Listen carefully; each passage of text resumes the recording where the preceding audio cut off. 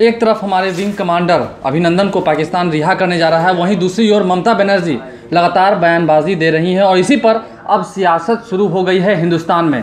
नमस्कार, live series देख रहे हैं आप। बड़ी खबर निकल के आ रही है। भाजपा कार्यालय से ममता बनर्जी पर आरोप लगाया गया है कि उनकी जो बोलचाल की जो ढंग है, जो उनकी बोलचाल की जो परिभाषा उन्होंने व्यक्त की है, उन्होंने साफ साफ कहा है कि पाकिस्तान के साथ मिलजुल रही है उनकी भाषा। आखिर क्यों ऐसा कहा गया है ममता बनर्जी को लेकर, ज़रा सुनिएगा। जिस प्रकार से ममता बनर्जी ने सवाल उठाए हैं, उन्होंने प्रमाण मांगा है कि आप आतंकवादियों के अड्डे पर जिस प्रकार से एयर स्ट्राइक किया और उस स्ट्राइक के माध्यम से कितने आतंकवादियों को आपने मार गिराया, उसका प्रमाण चाहिए। तो ये ममता बनर्जी या कांग्रेस के जो भी लोग, प्रेमचंद मिश्रा ने भी इसी प्रकार की भाषा बोली है, तो ये सब लोग पाकिस्तान की भाषा बोल रहे हैं। एक तरफ जहां सेना को पूरी खुफिया जानकारी थी कि वहाँ आतंकवादियों के अड्डे हैं, वहाँ जैसे मोहम्मद का तमाम आतंकी वहीं पर पनाह लिए हुए हैं, वहाँ बैठक मीटिंग कर रहे हैं और वहाँ इस प्रकार से एयर स्ट्राइक के माध्यम से 350 से अधिक आतंकवादियों को हताहत करने का काम हमारे सेना के जवानों ने किया है। और पाकिस्तान के लोग इस बात का, उस सबूत को मिटाने की कोशिश कर रहे हैं। वो पूरी तरह से पाकिस्तानी सेना उस जगह को घेर कर और उन सबूतों को नष्ट करना चाह रहे हैं। और दूसरी तरफ हमारे भारत के अंदर में बैठे उन पाकिस्तान की भाषा में उन आतंकवादियों के मारे जाने का सबूत मांग रहे हैं। तो मुझे लगता है इससे सेना के मनोबल को गिराने का काम किया जा रहा है। देश के किसी कोने में हो, चाहे वह पाकिस्तान के उन अड्डों पर हो, आतंकवादी को अब बच नहीं पाएगा।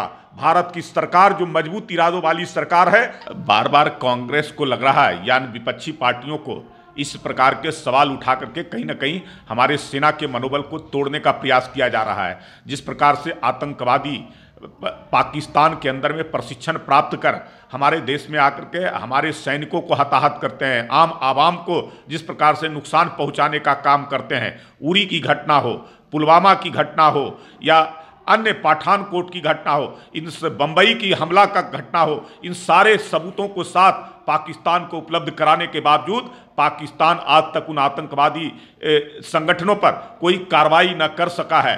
इसलिए हम मजबूरन स्ट्राइक के माध्यम से, सर्जिकल स्ट्राइक के माध्यम से, एयर स्ट्राइक के माध्यम से हमने उन आतंकवादी अड्डों को और आतंकवादियों को ध्वस्त करने का काम किया है। और ये भारत के खिलाफ विपक्ष के लोग या अन्य कांग्रेस के लोग सबूत मांग कर करके कहीं ना कहीं हमारे देश के सैनिकों को और सरकार के मनोबल को तोड़ने का काम किया जा रहा है। कहीं आपके ही देशवासी आपका साथ नहीं दे रहे। जरूर, मैंने कहा कि पाकिस्तान जिस प्रकार से हमारे यहाँ आतंकवादियों को पनाह देता है, हमारे यहाँ आतंकवादियों को साथ देता है, प्रशिक्षण देकर हमारे यहाँ भेजता है, और कांग्रेस के लोग, विपक्ष के लोग उस पाकिस्तान और आतंकवादियों के मनोबल को बढ़ाने का काम करते हैं। ये पाकिस्तान और यहाँ के विपक्ष के लोग, मुझे लगता है कि दोनों एक हैं और इसलिए इस प्रकार की बातें कर रहे हैं। हमारे जो सेना का जवान है, विंग कमांडर जाबाज अभिनंदन, जो पाकिस्तानी एयर को जिस प्रकार से हमारे सीमा का उल्लंघन कर करके, एलओसी को उल्लंघन कर हमारे देश के अंदर में घुसा है, उसका पीछा करते हुए जाकर एक उसके प्लेन को मार गिराया और उसी क्रम में वह पाकिस्तान की सीमा के अंदर में चला गया। और जिस प्रकार से उसको प्रताड़ित किया गया, वहाँ पकड़ करके रखा गया।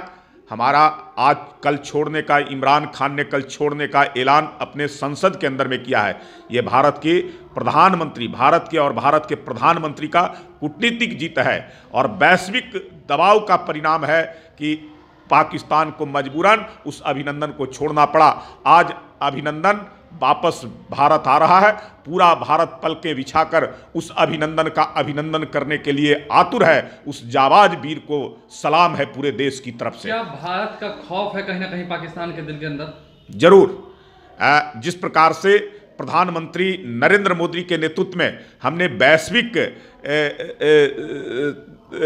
चीज़ों को हमने ठीक करने का काम किया है, हमारी विदेश नीति मजबूत हुआ है, उसका परिणाम है कि आज पाकिस्तान पूरी तरह से अलग थलग हो गया है।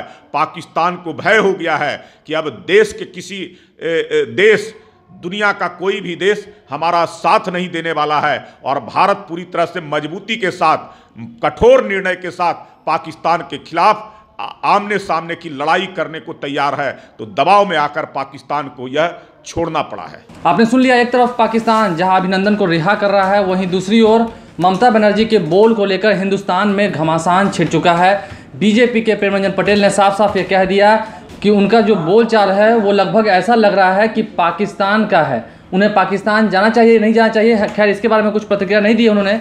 आने वाले समय पर इस पर क्या कुछ प्रतिक्रिया निकल के आती है, क्या विपक्ष में बैठे हुए लोग जिस तरीके से इल्ज़ामात लगाए गए हैं बीजेपी की तरफ से, उस पर क्या कुछ चुटकी लेते हैं या क्या कुछ कहते हैं, उसे भी लाइव स्ट्रीम जरूर आपको रूबरू कराएगा। यदि अभी तक आपने हमारे चैनल को सब्सक्राइब नहीं किया तो जरूर सब्सक्राइब करें, क्योंकि पाकिस्तान कहीं ना कहीं डरा हुआ है। हिंदुस्तान लगभग जीत ही चुका है, उसकी जो मंशा थी पाकिस्तान की वो पूरी नहीं हुई है। लाइव स्ट्रीम के माध्यम से आप हर खबरों की अपडेट सबसे पहले पा सकते हैं। धन्यवाद।